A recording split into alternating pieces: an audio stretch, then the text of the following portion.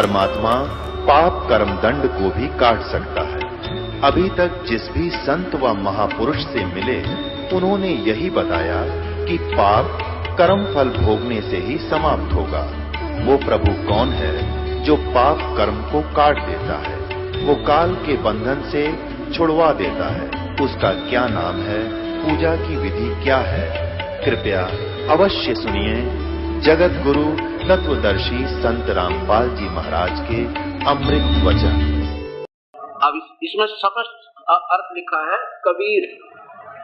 अब इसको आप देखेंगे परिभाषा प्रभु की इस दास के द्वारा एक सब पवित्र शास्त्रों की मलाई निकाल कर इसमें फीड कर दिया है, जिसमें चारों वेदों के बहुत ही, वैसे तो सारे अच्छे श्लोक होते हैं, लेकिन जिससे हमें अपने परमात्मा की पहचान होगी उनको ही हमने ज्यादा लिया है, जिससे आपको विश्वास दृढ़ हो जाए कि वास्तव में ये परमात्मा कौन है, और इसका वेदों में भी प्रमाण है, तो फिर कसर नहीं,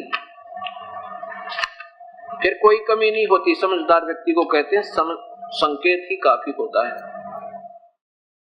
ये देखिएगा वही फिर संस्कृत इसलिए दिखाई थी वेदों में, कहीं आपको शंका ना हो जाए कि वेदों में कुछ और लिखा होगा। ये है वही, यहाँ संस्कृत पीछे से शुरू होती है। ये समीद अधः मनुष्यो दुरोण देवो देवान यज असी देवान यजसी जात वेद आ वह मित्र में है चिकितवान तवम दूत है कबीर रसी परचेता। ये वही है। और आगे इसका संधि छेद करके सारे झोंके तो वर्णन किए हैं, यहाँ देखिएगा। समीद अधः मनुष्यो दुरेण देव है देवान यज असी जात वेद आ च वह मित्र में है चिकितवान। चिकितवान माने समस्त, बिल्कुल जिसमें कोई रोग ना हो। तवम माने स्वयं, दूत है माने संदेशवाहक बनकर आने वाला। कबीर असी परचेता। अब कबीर असी माने है, परचेता माने परचेता, यानी बोध कराने वाला।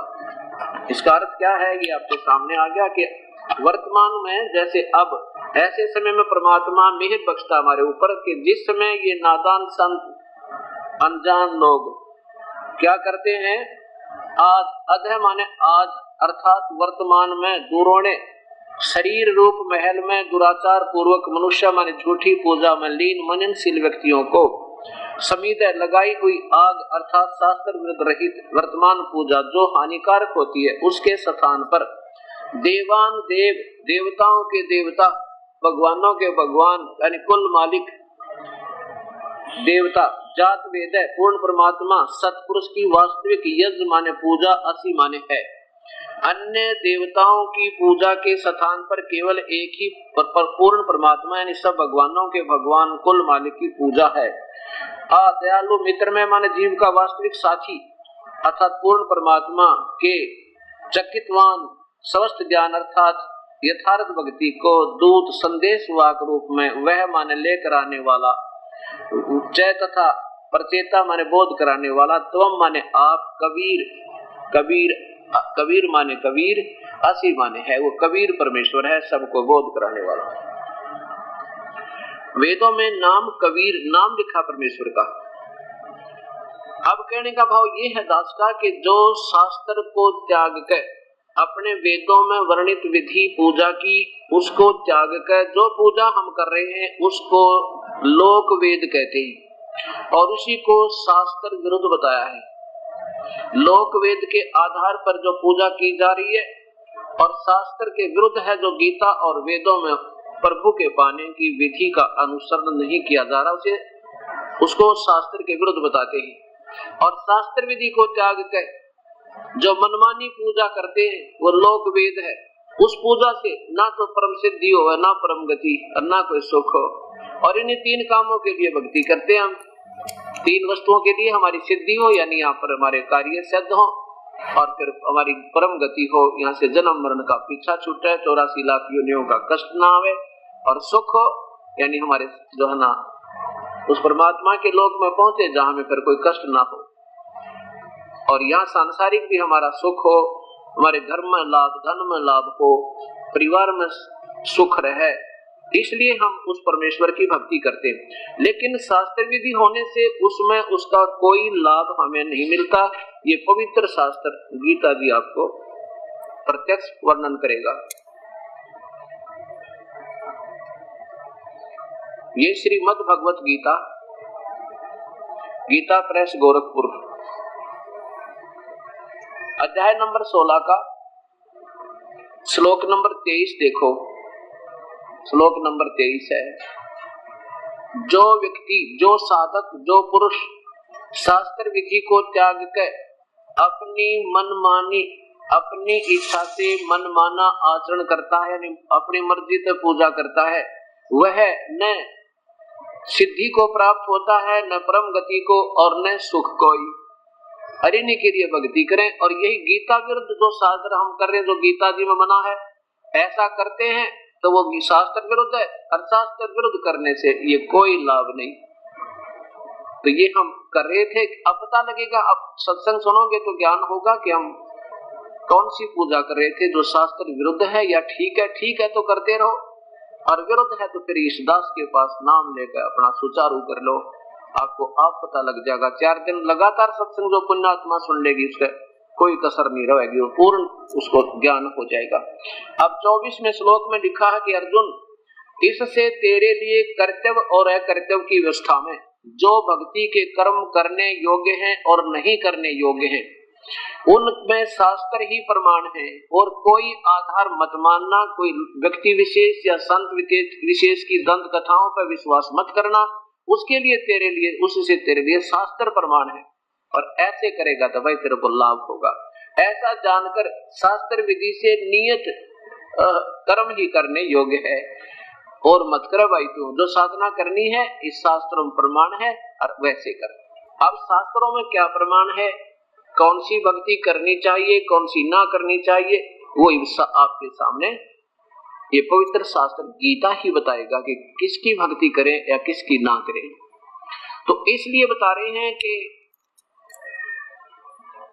सत्संग में आने से इन बातों का ज्ञान होगा कि हम कहाँ खड़े हैं और क्या भक्ति कर रहे थे, क्या नहीं कर रहे थे। देखो, ये 4 दिन में आपको सभी महापुरुषों संतों की, उनकी दी हुई समाज को अपनी सोच के शास्त्र को आपके सामने दिखाऊंगा, और साथ में पवित्र 4 धर्मों के पवित्र शास्त्र आपके सामने दिखाए गए दास।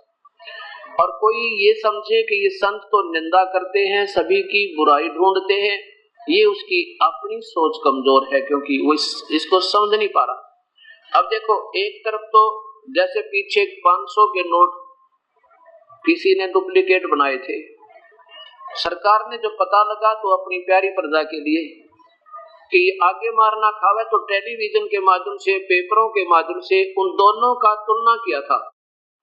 दोनों को सामने दिखा था कि ये नकली है, ये असली है, इसमें ये नहीं है तो ये नकली है, यहाँ तक ये नहीं है तो ये नकली है, ओरिजिनल में ये है, डुप्लीकेट ये ऐसा है।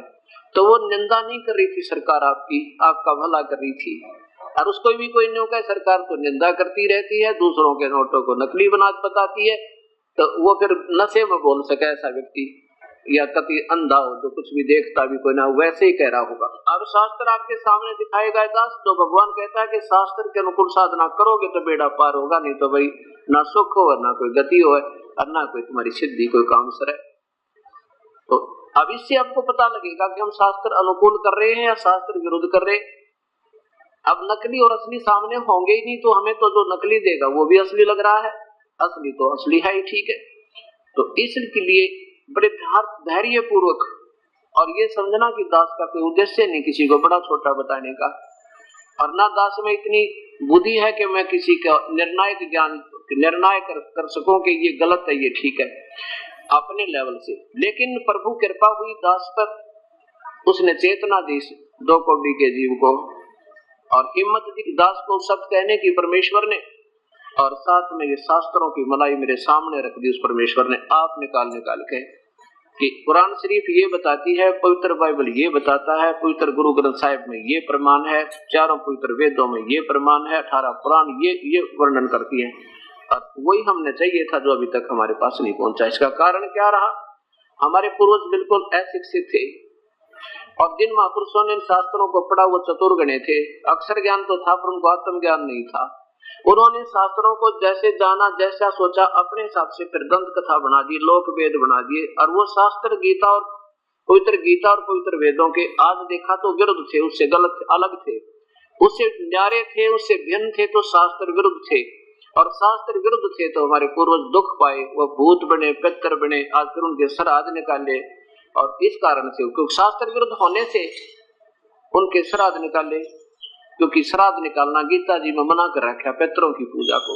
तो वो शास्त्र विरुद्ध होने से वो किया हमने, तो उसके करने से हमारे पूर्वज भूत बन गए, पितर बन गए। अब देखो 9 में जाएगा 25वां श्लोक, इसमें स्पष्ट मना किया भगवान ने कि जो भूत पूजेगा भूत बनेगा, पितर यानी श्राद्ध निकालेगा उसको पितर बनेगा, उसके श्राद्ध निकलेंगे। और देवताओं की पूजा करेगा वो उन देवताओं के पास जाएगा, उनका बंधुआ मजदूर होगा। अब हम जिसकी पूजा करेंगे उससे तो हम नियमन सतर के ही हैं। अब हमने किसी अधिकारी के से प्यार करते हैं, अधिकारी हमारे से अच्छा है, वो हमें कोई रात दे तो देर ना भी दे, तो ऐसे ये देखिएगा अध्याय नंबर 9 का और नीचे 25 नंबर श्लोक, ये 25 नंबर श्लोक देखिए। देवताओं के पूजने वाले देवताओं को प्राप्त होते हैं, पितरों के पूजने वाले पितरों को, ये श्राद्ध निकालना पितरों की पूजा है। और भूतों के पूजने वाले चौराहे की पूजा, फूल उठाना, महीना 13 वर्षी मनाना है, ये सब, और पिंड भरवाना, ये भूतों की पूजा।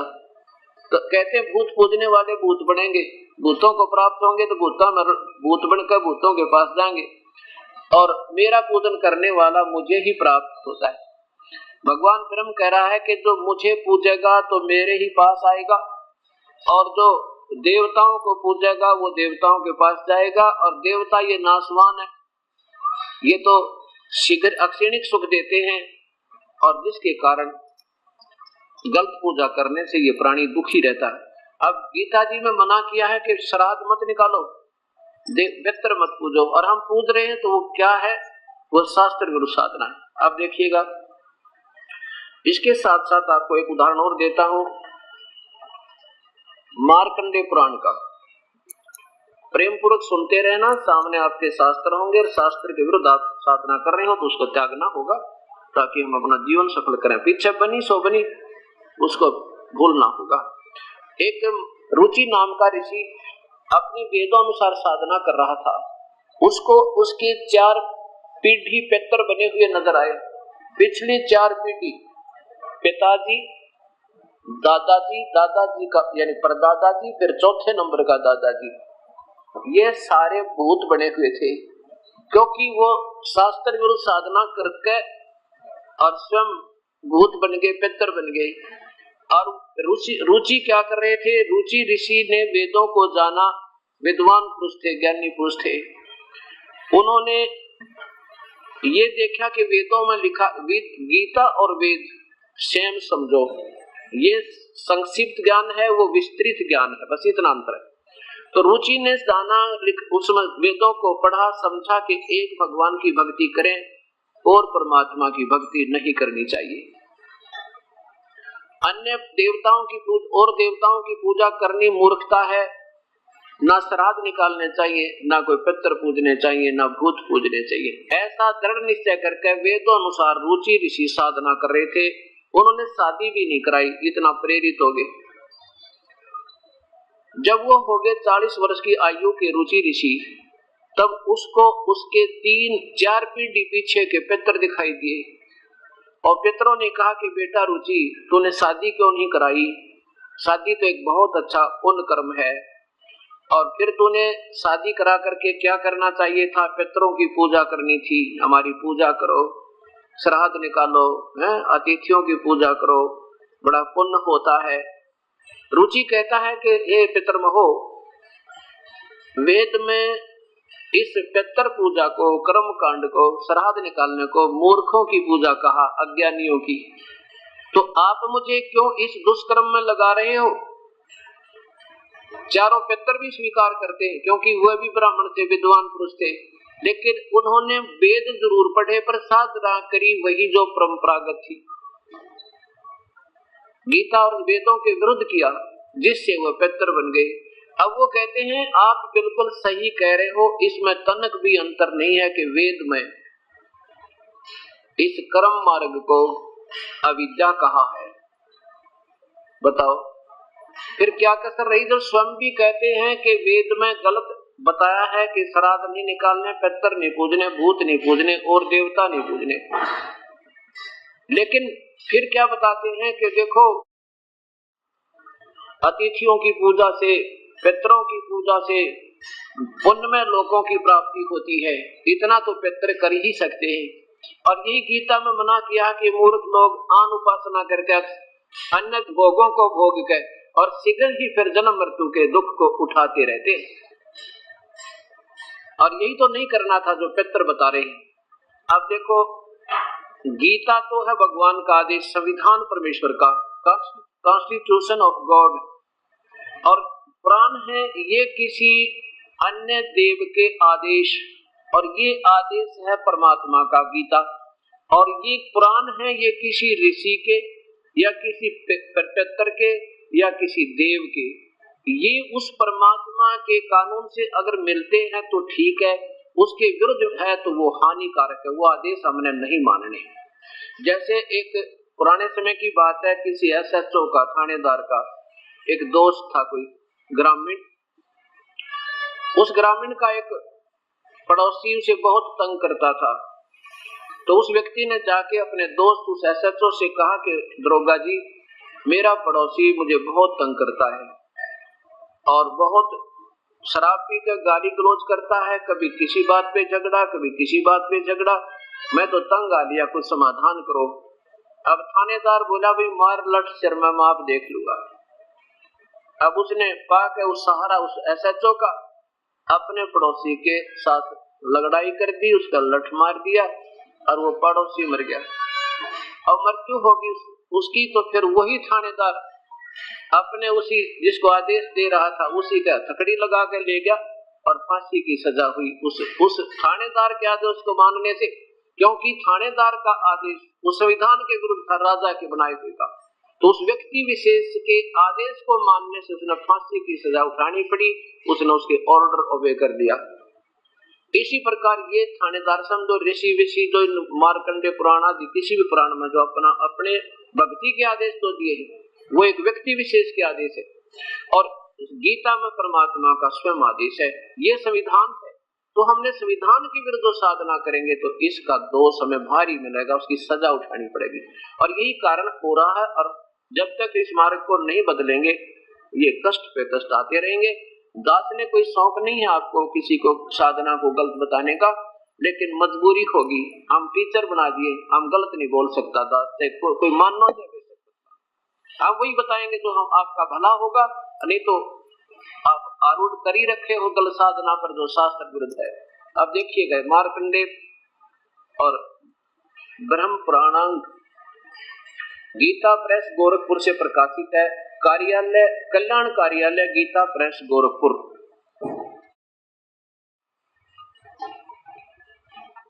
ये देखो अंदर भी लिखा है मार्कंडे ब्रह्म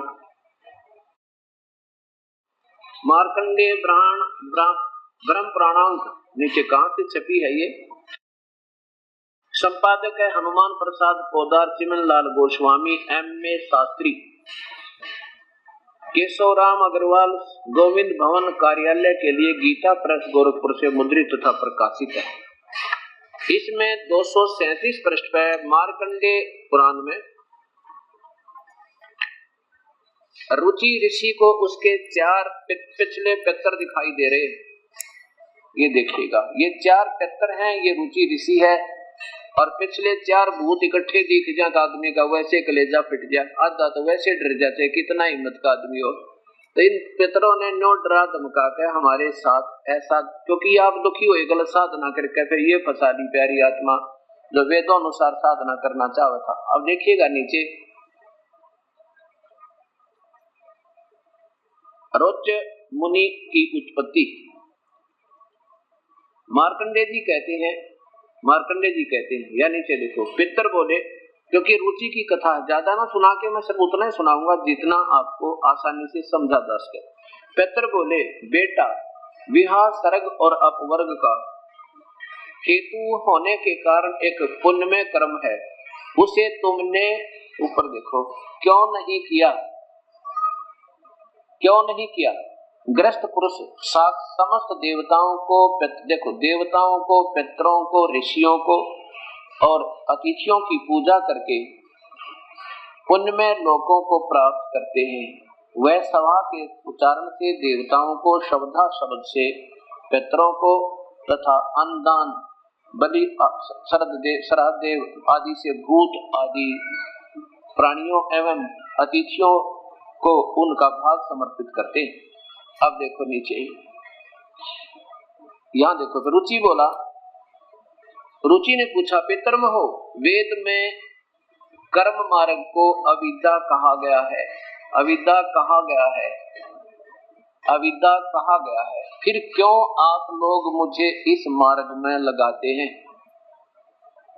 पितर बोले, यह सत्य है कि कर्म को अविद्या ही कहा गया है, इसमें तनिक भी मिथ्या नहीं है।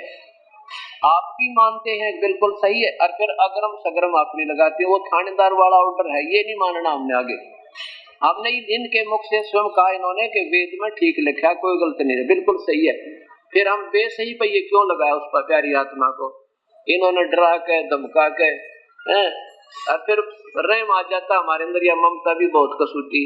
एक पिताजी दिखे हैं तो इसका कर दो कल्याण, क्या कल्याण कर दिया? पिताजी का न्यू कहने रहा, आप भूत और बन जाओगे। पिताजी का तो कोई समाधान होना है नहीं, उसने कर्म दंड वो भोगना है, क्योंकि उसकी करनी बन चुकी है, बिगड़ चुकी है। अब हम अपनी ओर बिगाड़ बैठेंगे, इसलिए ये हमारा सारी कहानी बिगड़ती चली गई। अब पितरों की, अन्य देवताओं की पूजा को गीता में मना किया। ये मना करने वाला कौन है? अब ये जानना बहुत जरूरी है। जब तक ये नहीं जानेंगे तब तक आप, क्योंकि पिछला ज्ञान जो हमने सुना है वो स्वस्थ नहीं है, वो चिकित्वान ज्ञान नहीं है, वो अस्वस्थ ज्ञान है, उलझा पुलझा ज्ञान है, वो बीमार ज्ञान है, वो ठीक नहीं है। जैसे सबसे पहले ये निर्णय करना होगा कि गीता जी बोला किसने? अभी तक हम सुनते रहे श्री कृष्ण जी ने गीता बोला, नहीं, श्री कृष्ण जी ने तो गीता में एक अक्षर भी नहीं बोल रखा। एक अक्षर भी भगवान श्री कृष्ण ने गीता में नहीं बोल रखा। शरीर श्री कृष्ण का बोल रहा था, लेकिन अंदर जो कैसेट चल रही थी वो ब्रह्म की चल रही थी, वो काल बोल रहा था। अब जैसे एक प्रेत आत्मा और दूसरे के शरीर में प्रवेश कर जाती है, उसमें जो ओरिजिनल आत्मा होती है, शरीर जिसको अलॉट हो रहा है, वो नहीं बोल पाती। वो तो वो प्रेत बोल रही, प्रेत आत्मा बोल रही होती है और अपनी बोली बोल कर निकल जाती है। उस जब वो होश में आती है, वो पहले वाली जिसका शरीर था वो आत्मा, फिर उसको नहीं मालूम मैंने क्या कहा था। फिर दूसरे बताते हैं कि आप ऐसे बोल रहे थे, आप ऐसे बोल रहे थे, आपने ऐसे बोला था, तो ऐसे कह रही थी, तो ऐसे कह रहा था। हम ही बताते हैं, जब उसको दो चार बातें याद हो जाती है, फिर उसमें भी कहने लग जाती है, एक दिन मैंने बोली थी, एक दिन मैंने बोला था, लेकिन उसको उस समय कुछ ज्ञान नहीं, तूने क्या बोला था। ऐसे ये काल जो है, ब्रह्म कहो, काल कहो, चर पुरुष कहो, इसको ज्योत निरंजन कहो, ये काल है और ये ब्रह्मा विष्णु महेश का पिता है, और ब्रह्मा विष्णु महेश की माता दुर्गा है, शेरा वाली या भवानी है, आधा माया है। अब देखो पुण्यात्माओं, अभी तक हमने परंपरागत लोकवेद के आधार से यही सुना था कि ब्रह्मा विष्णु महेश अजरो अमर है, इनके माता पिता कोई नहीं है, ये सर्वेश्वर हैं, ये महेश्वर हैं, ये कालज्ञ हैं, ये मृत्युंजय है। लेकिन ये सब लोकवेद था, ये केवल अपनी सोच थी उन महापुरुषों की, उन टीचरों की, उन धार्मिक गुरुओं की, जिन्होंने अपना सिलेबस पढ़ के भी ना देखा, जिन्होंने अपने ये शास्त्र उठा के भी नहीं देखे, जिनके आधार पर रोटी खा गए और दुनिया को अनजान रास्ते पर चला गए। अब आपके सामने आएगा कि ये ब्रह्म कौन है, इसकी क्या सतिथि है। ये काल कौन है? ये ब्रह्मा विष्णु महेश का पिता है। ये कहाँ प्रमाण है? ये अपने उन्हीं पवित्र शास्त्रों में प्रमाण है। कौन कौन में? पवित्र शिव पुराण में, पवित्र देवी भागवत महापुराण में और पवित्र गीता जी में आपके सामने आओगा कि ब्रह्मा विष्णु महेश के माता पिता कौन है। और ये अविनाशी नहीं है, ये तो नाशवान है। स्वयं स्वीकार करते अपने मुख से भगवान कि हम अविनाशी नहीं है। और ये ब्रह्म भी अविनाशी नहीं है, ये भी नाशवान है। अपने मुख से गीता में आपके सामने पेश होगा। इसके लिए थोड़ा सा धैर्य रखना, मन को डामाडोल नहीं करना कि ये क्या प्रमाण है, कैसा है। अब आपके सामने प्रमाण ही प्रमाण आएंगे और दूसरी बात ही नहीं होगी। ये देखो, पहले एक ब्रह्मांड का चित्र, इसको, ये एक ब्रह्मांड है, इसी को ऊपर देखो, एक ब्रह्मांड अर्थात अंड का लघु चित्र। अब इसी को ब्रह्मांड कहते हैं, इसी को अंड भी, अंड इसलिए कहते हैं ये अंडे आकार में इलिप्टिकल शेप है इसकी, ये सारे की। और पेंडिस को इसलिए कहते हैं कि इस मानव शरीर में केवल एक ब्रह्मांड की ही व्याख्या विवरण है। इसमें जो समाधिस्थ लोग होते हैं, चाहे वो मंडलों के राग सुने और चाहे अंदर का प्रकाश देखे, वो केवल इस एक ब्रह्मांड का ही देख सकते हैं, इससे बाहर का कुछ नहीं देख सकते वो। अब ये एक ब्रह्मांड है, इसमें क्या व्यवस्था है कि इसमें 7 तो ये नीचे के लोक हैं, ये अतल उतल तलातल, ये पाताल लोक में, और ये ऊपर फिर पृथ्वी लोक में और इस स्वर्ग लोक में। इन 3 लोकों में केवल जीव सतिथि है। और इन जीव सतिथि के कंट्रोलर कौन है? ब्रह्मा विष्णु और महेश। ये भगवान श्री विष्णु जी, ये भगवान ब्रह्मा जी, ये भगवान शिव जी। ये एक विभाग के मंत्री समझो एक प्रांत में। जैसे ये एक प्रांत है और इसमें ये ज्योति निरंजन मुख्यमंत्री है और इसके 3 ये मंत्री समझो एक विभाग के। और इन तीनों भगवानों की केवल इन 3 लोकों में एक विभाग पर प्रभुता है, बस इतने भगवान ये हैं जरूर। आगे देखो, अब ये ब्रह्मलोक है, ये ज्योति निरंजन काल ने, ब्रह्म ने अपना एक गुप्त स्थान बना रखा है।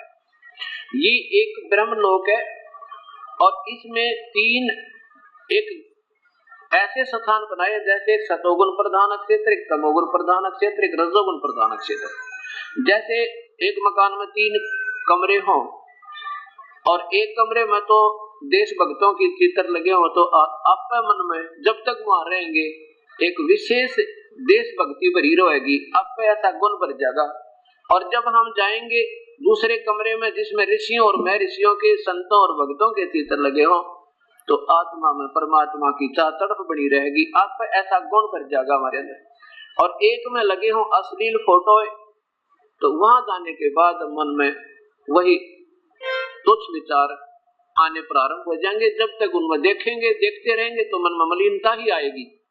ऐसे इन 3 स्थानों को उस ज्योत स्वरूप भगवान ने ऐसे गुण युक्त बनाकर, ये स्वयं ब्रह्म, ये काल महाविष्णु रूप में स्वयं यहाँ विराजमान होता है सतोगुण प्रधान क्षेत्र में, और अपनी पत्नी दुर्गा को यहाँ रखता है ये महालक्ष्मी रूप में। और फिर जब तमोगुण प्रधान क्षेत्र में ये स्वयं सदाशिव महाशिव आप होता है और अपनी पत्नी को ये महापार्वती रूप बनाकर वहां रखता है। और ये रजोगुण प्रधान क्षेत्र में ये स्वयं ही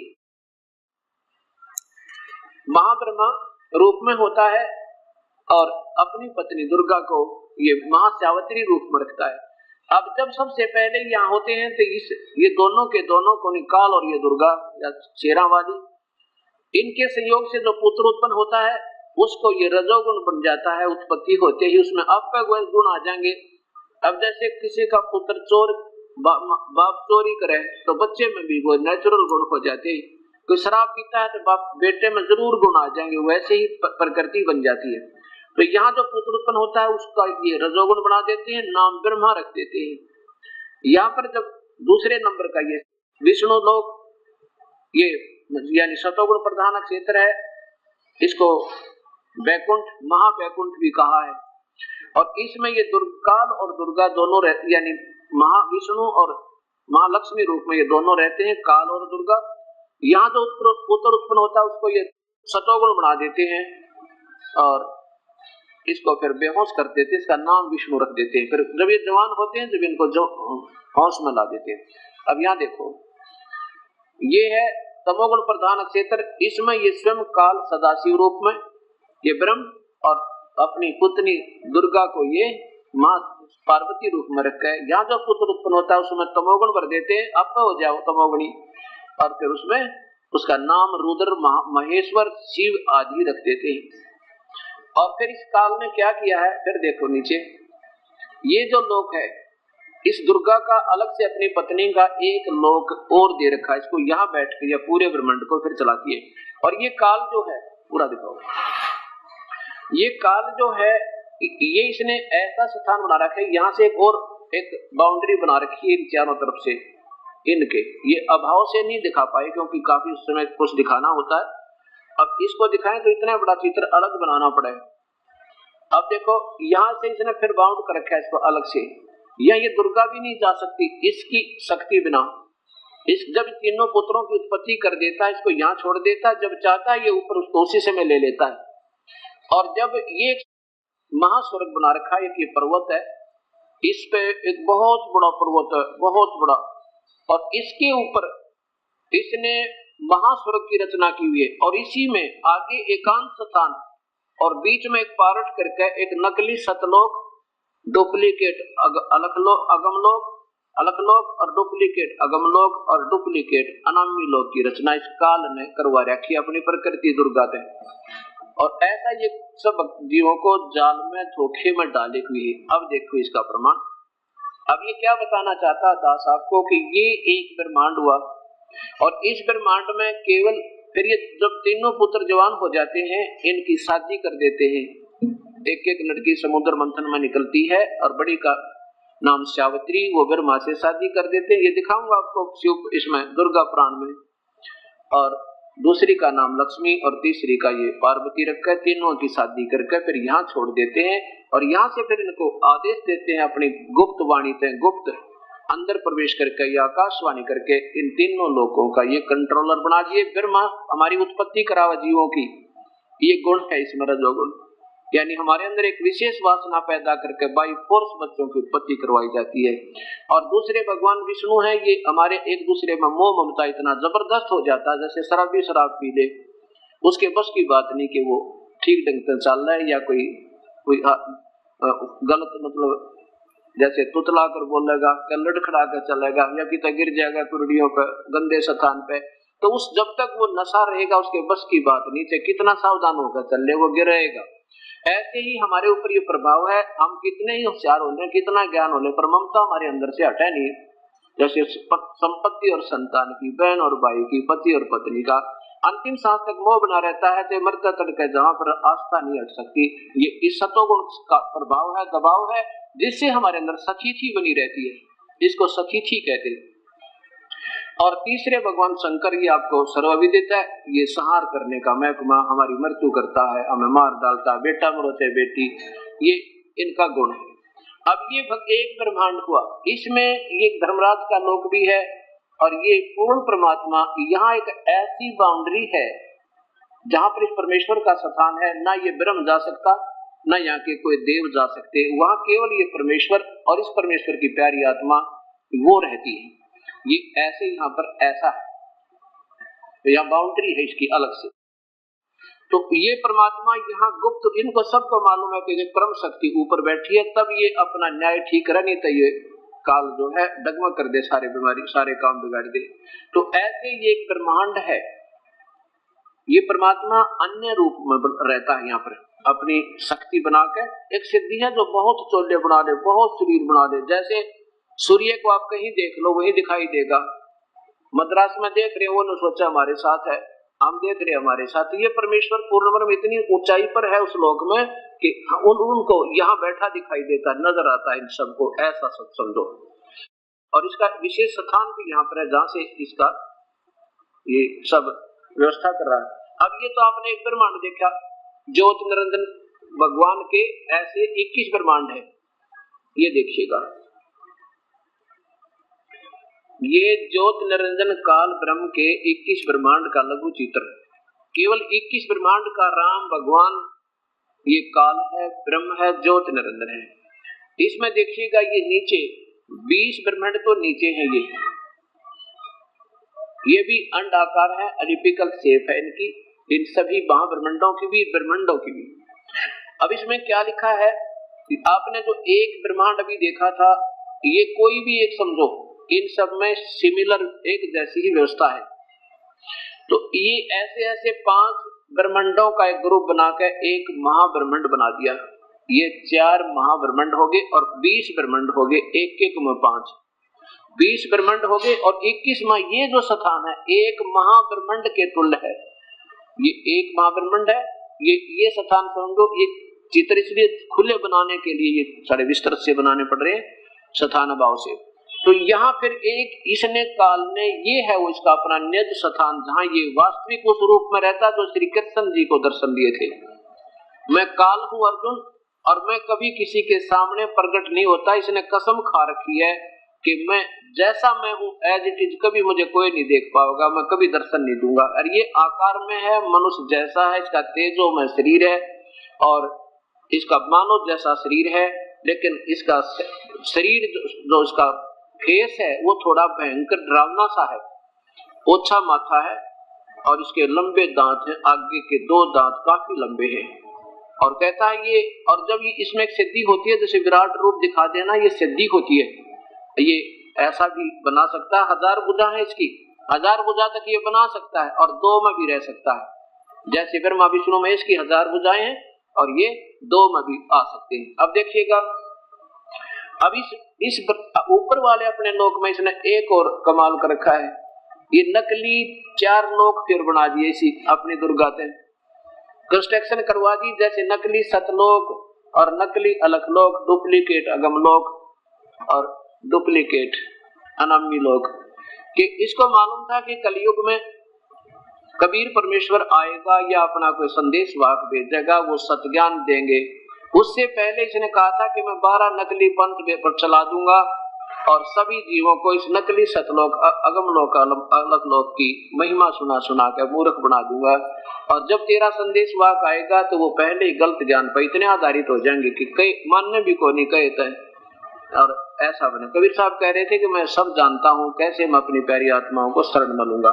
तो यहाँ ये काल का एक स्थान है जिस पर तपस्या बनी हुई है, ये 21वें ब्रह्मांड में।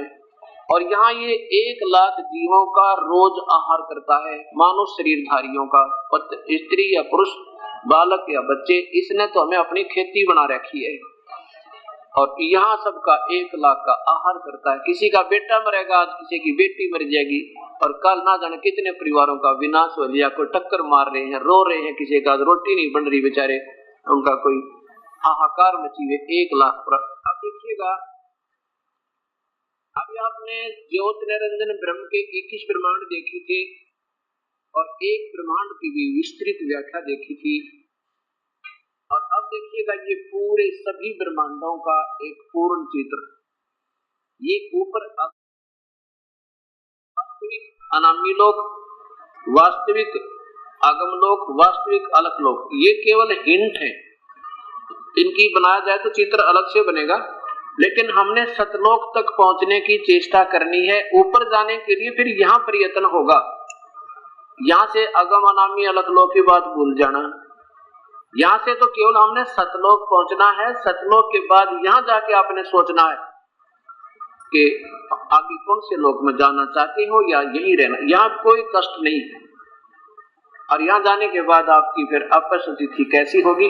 अब देखिएगा, ये है सतलोक, ये असंख्य ब्रह्मांड दिखाई दे रहा है। ये फिर यहाँ से शुरू करेंगे, आसानी से समझ में आएगा आपका। ये एक 21 ब्रह्मांड ज्योत निरंजन ब्रह्म के, और जिसमें ये एक ब्रह्मांड स्पष्ट नजर आ रहा है। समझो ये इसमें एक विभागीय मंत्री है, समझो ब्रह्मा विष्णु और महेश एक ब्रह्मांड में। और इसके ये 21 ब्रह्मांड काल के, ये देखो फिर पूरे ये जो छोटी मोटी टिक्कियां दिख रही है, समझो ब्रह्मांड समझो। ये इसमें ऐसी ऐसी टिकियां हैं, लेकिन ये लाइट ठीक ना होने से स्पष्ट नजर नहीं आ रहे। तो ये 7 संख ब्रह्मांड है, ये ब्राउन कलर के यानी भूरे रंग के। ये 7 संख ब्रह्मांड किसके? परब्रह्म के। ये ब्रह्म के, ये परब्रह्म के, ये क्षर पुरुष के, ये अक्षर पुरुष के, और ये परम अक्षर पुरुष के, ये संख, ये पूर्ण ब्रह्म के। पूर्ण ब्रह्म जो है वो ओवरऑल कंट्रोलर, कुल मालिक, जो इन पे भी मालिक है परब्रह्म के लोकों में और ब्रह्म के लोकों में, ज्योति निरंजन के ऊपर भी ये कुल मालिक है, इसका भी स्वामी है, सबका मालिक। ये है वो कुल मालिक और यही परमेश्वर। इसका नाम कबीर है, सतपुरुष, अकाल मूर्त, सबल स्वरूपी राम इसके उपमात्मक नाम है। जैसे प्रधानमंत्री या प्रेसिडेंट, प्राइम मिनिस्टर, ये कोई नाम नहीं है, तो रैंक है, उपमात्मक नाम है। वास्तविक नाम अपने प्रधानमंत्री का कोई और होता है और वो मानुष जैसा होता है।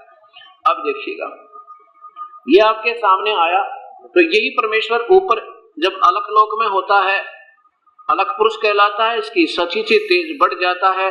जब अगम लोक में होता है तो इसकी सतिथि और तेज बढ़ जाता है, और अनामी लोक में जाकर के फिर ये सब प्राणी जब वहां जाएंगे तो यही परमेश्वर अनामी रूप में रहता है। नाम इसका कबीर देव ही रहता है।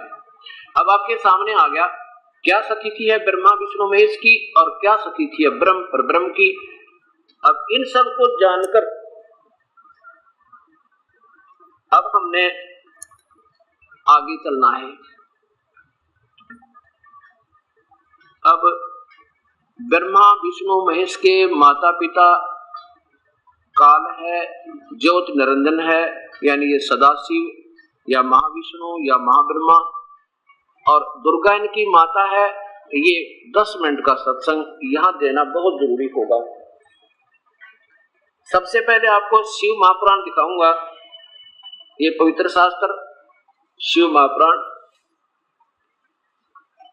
अब क्या हो रहा है, जैसे ये दूसरे संत आज मार्गदर्शन करे, उन्होंने इन महापुरुषों भगवानों के प्रति नफरत पैदा कर दी है। कहते हैं इनका तो नाम भी नहीं लेना। फिर जब हम द्वेषता रहेगी हमारे अंदर तो हम कभी भी पार नहीं हो सकते। अब हमारे लिए तो कुत्ता भी आदरणीय है, हमने नफरत तो उसकी भी नहीं करनी। ये तो 3 लोक के भगवान है, हम इनके प्रति हे भावना करेंगे तो हम स्वयं हीन हो जाएंगे। हमारे अंदर वो नम्रता और निष्पक्षता और अद्वितीय भाव, हमारे अंदर द्वितीय भाव बना रहेगा, तब तक प्रभु नहीं मिल सकता। अब देखिएगा ये शिव महापुराण गीता प्रेस गोरखपुर से प्रकाशित है। ये कोई नया शास्त्र आज नहीं बनाया दास ने, ये भी ध्यान रखना आप। और अंदर से भी देखिए, कई भाइयों को अनजान, क्योंकि एक ऐसा निर्मल ज्ञान है, इसमें संशय उठना बहुत जरूरी है। कईयों को शंका हो जाती है कहीं महाराज जी कवर ऊपर अपना और बना रखा हो, अंदर से मटेरियल कोई और ठोक रखा हो, इसलिए ये अंदर भी दिखाना चाहेगा ताकि आपका ये 2 घंटे का समय व्यर्थ ना जाए, असमंजस ना रह जाए आपको। इसके संपादक है हनुमान प्रसाद पोदार, और ये कहां से प्रकाशित है? है गीता प्रेस गोरखपुर। अब इसमें देखिएगा रुद्र संहिता, और 100 नंबर पृष्ठ से प्रारंभ करेंगे रुद्र संहिता, और यहाँ लाओ 100 नंबर पृष्ठ पे, यहां से प्रारंभ करेंगे। ये क्या होगा यहाँ नहीं जरा, हाँ। अब इसमें क्या है, ये शिव महापुराण है और ये प्रारंभ तो होती है इस काल सदाशिव महाशिव से और दुर्गा की महिमा से। ये पार्वती रूप में दुर्गा जो अभी दिखाया था ब्रह्मलोक में, और ये समाप्त होती है इसी के पुत्र त्रिलोकीय शिव के ऊपर। अभी तक ये संता की बुद्धि काम कर नहीं पाई, क्योंकि इनको ये परम ज्ञान नहीं था जो वास्तव में हमारे पास पहले होना चाहिए था। अब यहाँ कहां से प्रारंभ करेंगे हम कि उस पराशक्ति को, प्रधान प्रकृति गुणवती माया दुर्गा को, उसी को महापार्वती कहो चाहे दुर्गा को, भवानी को, आदि माया को, उस पराशक्ति को प्रधान प्रकृति, दुर्गा को प्रकृति भी कहते हैं, ये शब्द याद रखना। गुणवती माया बुद्धि तत्व की जननी तथा विकार रहित बताया गया है। वह शक्ति अंबिका कही गई है, और उसी को प्रकृति, यानी प्रकृति शब्द दुर्गा के लिए प्रयोग है, ये भी याद रखना। प्रकृति सर्वेश्वरी और त्रिदेव जननी, तीनों देवताओं की जननी, पैदा करने वाली, उत्पन्न करने वाली माता, ब्रह्मा विष्णु महेश की माँ, स्पष्ट लिखा है। ये कोई आज नहीं बनाया दास ने, कोई आज ही लिख कर प्रिंट करवा लिया हो। 5500 वर्ष पुराना इतिहास है और संस्कृत एज इट इज भी मेरे पास उपलब्ध है। ये शिव पुराण संस्कृत में भी नेता और मूल कारण भी कहते हैं सदाशिव द्वारा प्रकट की गई उस शक्ति की 8 भुजाएं हैं। यह भी कसर निकाल दी कि कोई ब्रह्म ना रह जा, वह कोई और होगी त्रिदेव जननी। ये वही 8 भुजा वाली दुर्गा है। और इसको सदाशिव यानी काल के शरीर से निकाली गई थी। ये सृष्टि रचना से आपको ज्ञान होगा। आगे नीचे देखो, ये है वे जो सदाशिव हैं उन्हें परम पुरुष ईश्वर शिव शंभु और महेश्वर भी कहते।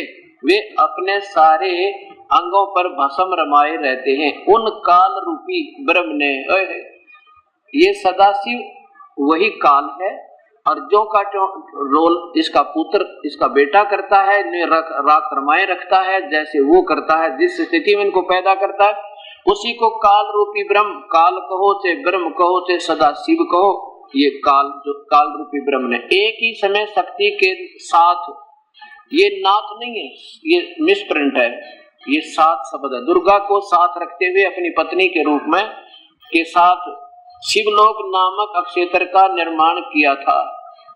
कौन से का? वो तमोगुण प्रधान अक्षेत्र बनाया था। उस उत्तम अक्षेत्र को काशी कहते हैं। वह परम निर्वाण व मोक्ष का स्थान है। वे दोनों प्रिया माने पत्नी और प्रियतम माने, ये प्रिय और प्रियतम रूप में पति पत्नी के रूप में शक्ति और शिव, ये काल और दुर्गा नित्य निवास करते हैं। काशीपुरी परमानंद रूपणी है। ये शिव और शिवा ने यानी प्रलय काल में भी कभी उसको अपने क्षेत्र के सानिध्य से मुक्त नहीं किया। नीचे देखो, देवर से एक समय उस आनंद वन में, कौन? ब्रह्मा बोल रहा है, ब्रह्मा जी बता रहे हैं अपने पुत्र नारद को। उस समय देवर से एक समय उस आनंद वन में रमण करते हुए शिवा और शिव के मन में इच्छा हुई कि किसी और पुत्र की उत्पत्ति की जावे और पुरुष की उत्पत्ति सृष्टि की करनी चाहिए, उत्पत्ति करनी चाहिए। ये सोच कर ना देखो, ऐसा निश्चय करके शक्ति सहित सर्वव्यापी परमेश्वर शिव ने अपने भाग के 10वें अंग पर अमृत मत दिया, अर्थात पति पत्नी व्यवहार से किया। तो फिर वहां से एक पुरुष प्रकट हुआ, एक बेटा पैदा हो गया। उसका नाम क्या रखा? ये देखो, शिव ने कहा, इस काल ने कहा, सदाशिव ब्रह्म ने कहा, काल ने कहा, वत्स पुत्र व्यापक होने के कारण तुम्हारा विष्णु नाम विख्यात हुआ। विष्णु जी की उत्पत्ति काल से और दुर्गा से सिद्ध होगी। आगे देखो, ब्रह्मा जी कह रहे हैं अपने बेटे नारद ने, तत्पश्चात कल्याणकारी परमेश्वर सांब सदाशिव ने जैसे विष्णु को दोनों के संयोग से विष्णु उत्पन्न किया था, मुझे भी अपने दाहिने अंग से उत्पन्न कर दिया, अर्थात मेरा भी जन्म उन्हीं से हुआ। अब दो भगवानों की, ब्रह्मा और विष्णु की उत्पत्ति किससे? काल से होगी। सदाशिव कहो, काल कहो, इसे ज्योति निरंजन कहो, ब्रह्म कहो। अब ये असमंजस में पड़ गया लेखक कि भाई शिव से शिव की उत्पत्ति लिखूं तो जची नहीं, क्योंकि इनको आप ज्ञान नहीं था। तो यहाँ गोलमोल करके ये आगे चले। अब 9वें अध्याय में फिर देखो स्पष्ट वर्णन हो गया कि ये 3 तो अलग हैं, ये चौथा इनका पिता अलग है। अध्याय नंबर 9 में यही रुद्र संहिता चल रही है। अध्याय नंबर 9 है ये, और ये यहाँ समाप्त होता है। इसके ऊपर का विवरण है। इस प्रकार ब्रह्मा विष्णु और रुद्र इन 3 देवताओं में गुण है।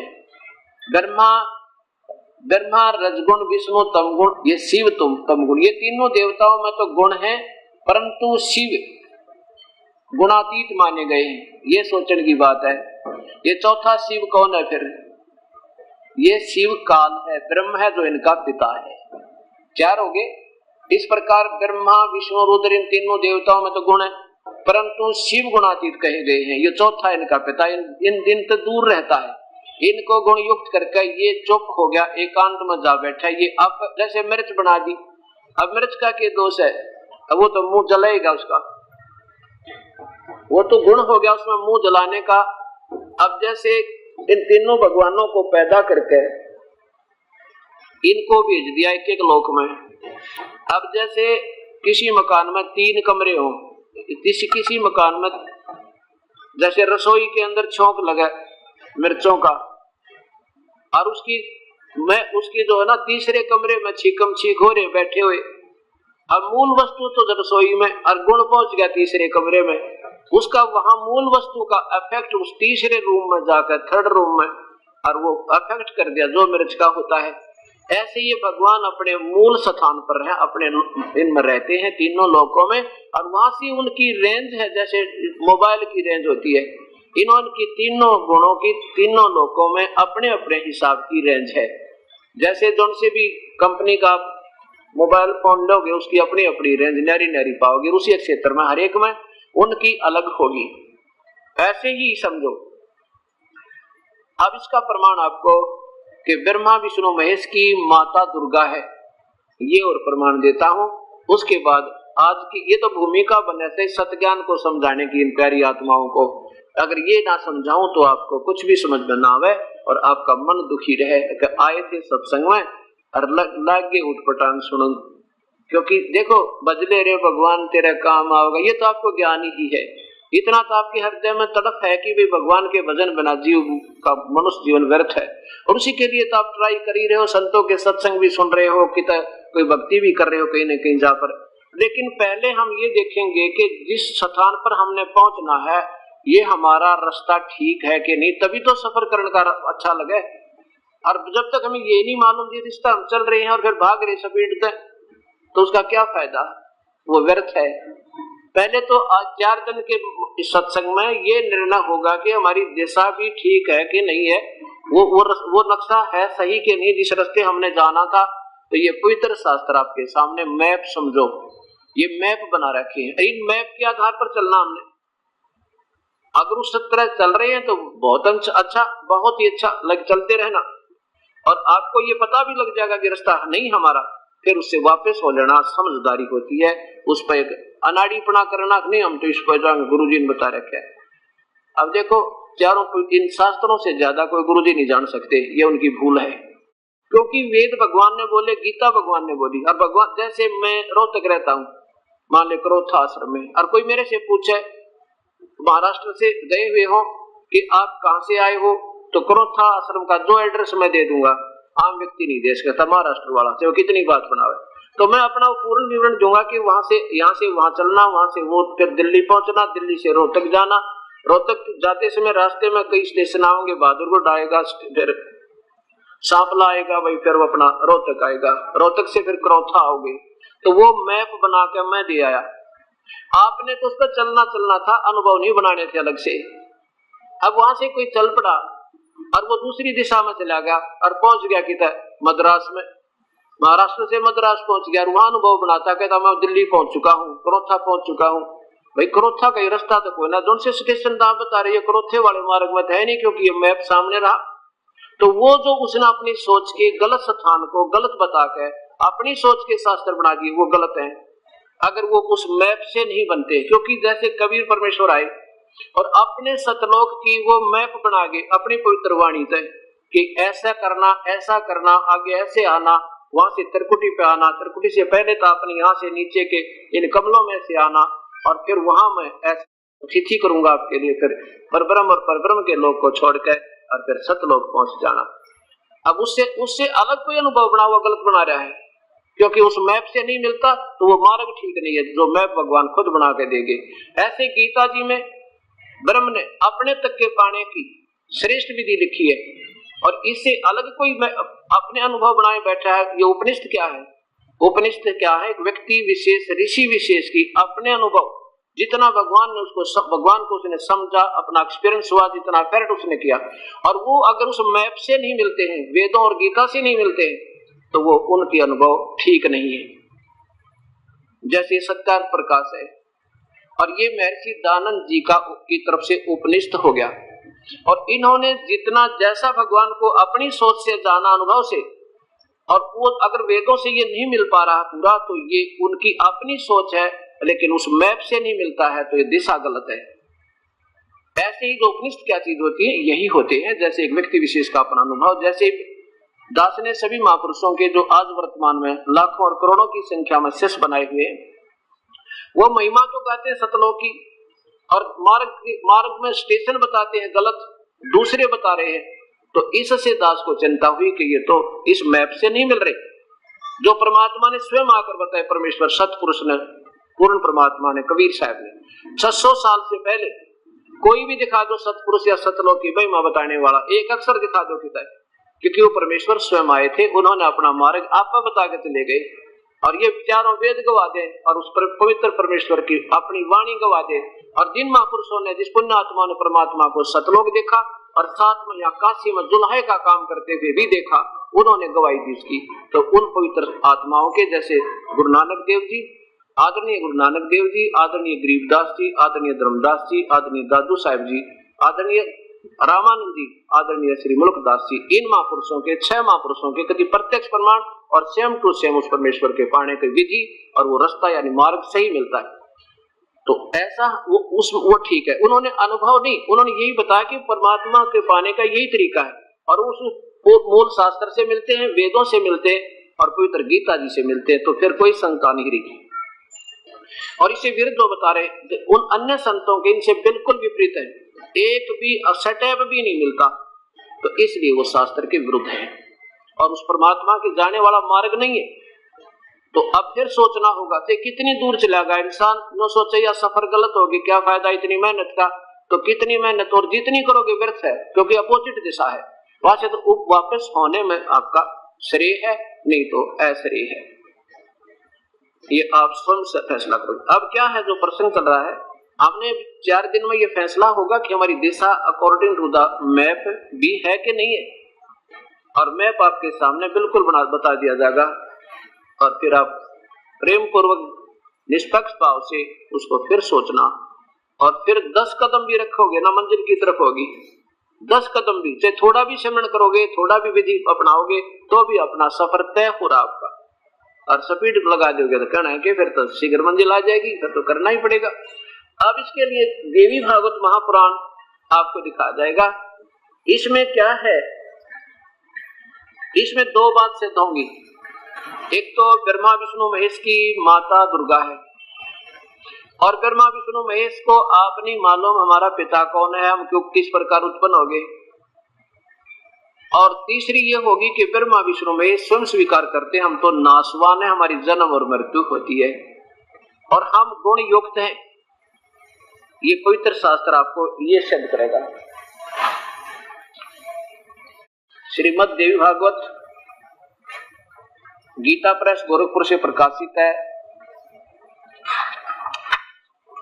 इनके अनुवादकर्ता संस्कृत से हिंदी में जिन्होंने अनुवाद किया है, हनुमान प्रसाद पोदार चिमन लाल गोस्वामी, और गीता प्रेस गोरखपुर से इसका प्रकाशन है।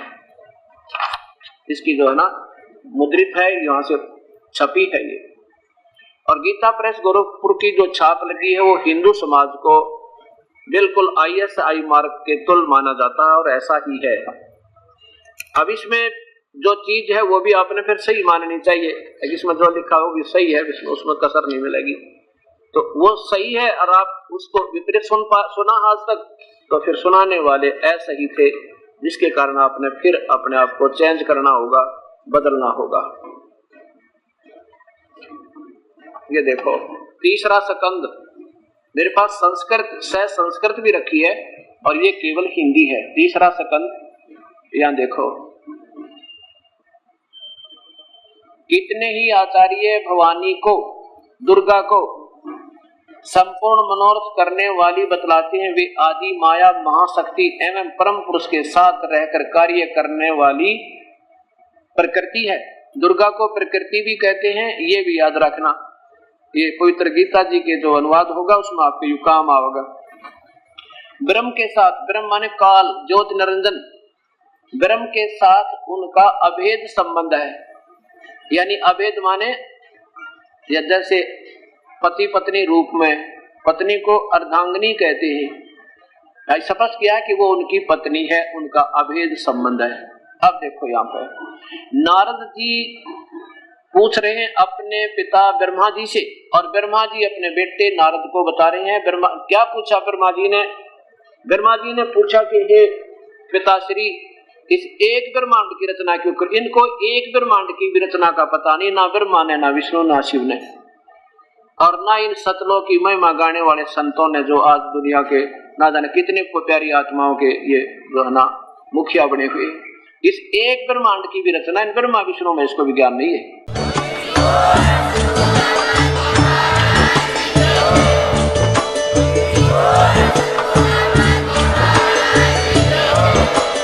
आप सुन रहे थे जगत गुरु तत्वदर्शी संत रामपाल जी महाराज जी के मंगल प्रवचन। अधिक जानकारी के लिए विजिट कीजिए हमारी वेबसाइट www.jagatgururampalji.org। संत रामपाल जी महाराज जी के शुभ आशीर्वाद से पूरे विश्व भर में 500 से भी ज्यादा नाम दीक्षा केंद्र हैं, जिन पर संत रामपाल जी महाराज जी द्वारा ऑनलाइन निशुल्क नाम दीक्षा दी जा रही है। अपने नजदीकी नाम दीक्षा केंद्र का पता करने के लिए संपर्क करें 8222880541।